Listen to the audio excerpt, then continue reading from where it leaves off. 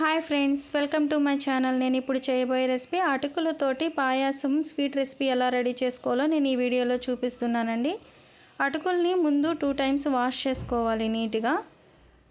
ఇలా వాష్ చేయడం వల్ల వీటిలో ఉన్న డస్ట్ మొత్తం కూడా ఈ వాటర్తో పాటు పోతుంది.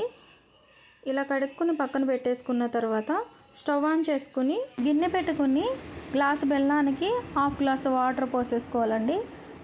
ఇలా పోసుకుని నీట్గా మొత్తం బెల్లం కరిగే వరకు కరిగించుకోవాలి.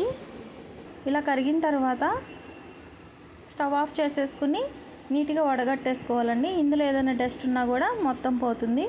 తర్వాత స్టవ్ ఆన్ చేసుకుని గిన్నె పెట్టుకుని పాలు పోసుకోవాలి. ఇలా పాలు పోసుకుని బాగా బాయిల్ అయిన తర్వాత చక్కగా బాయిల్ అయిన తర్వాత ముందుగా కడిగి పెట్టుకున్న అటుకులు మొత్తాన్ని కూడా ఇందులోకి ట్రాన్స్ఫర్ చేసేసుకోవాలి. ఇలా అటుకులు మొత్తం వేసిన తర్వాత పాలకి మొత్తం స్ప్రెడ్ అయ్యేలాగా మొత్తాన్ని నీట్గా కలిపేసుకోండి.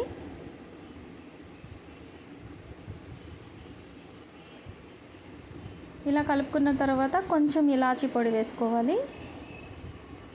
ఇలాచీ పొడి వేసేసుకుని మొత్తం కలిపేసుకున్న తర్వాత ఒక 10 మినిట్స్ కుక్ అయిన తర్వాత స్టవ్ ఆఫ్ చేసేసుకోండి. తర్వాత బాండీ పెట్టుకుని అందులో నెయ్యి వేసుకుని 2 టేబుల్ స్పూన్ నెయ్యి వరకు వేసుకోవాలండి. వేసుకున్న తర్వాత జీడిపప్పు కిస్మిస్లు రెండింటిని కూడా గోల్డెన్ కలర్ వచ్చే వరకు వేయించేసుకోవాలి.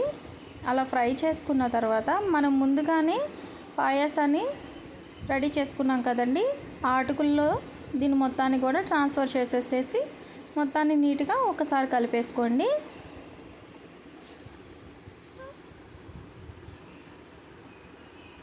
కలిపేసుకున్న తర్వాత మనం ముందుగా బెల్లాన్ని కరగబెట్టుకున్నాం కదండి, ఇది చల్లగా అయిన తర్వాతే ఇందులోకి ట్రాన్స్ఫర్ చేసుకోవాలి. లేకపోతే కనుక పాలు మొత్తం ఇరిగిపోతాయి. కొంతమందికి స్వీట్ ఎక్కువ కావాలనుకుంటే ఎక్కువ పోసుకోవచ్చండి, లేదనుకుంటే తక్కువ కావాలనుకుంటే తక్కువ పోసుకోవచ్చు.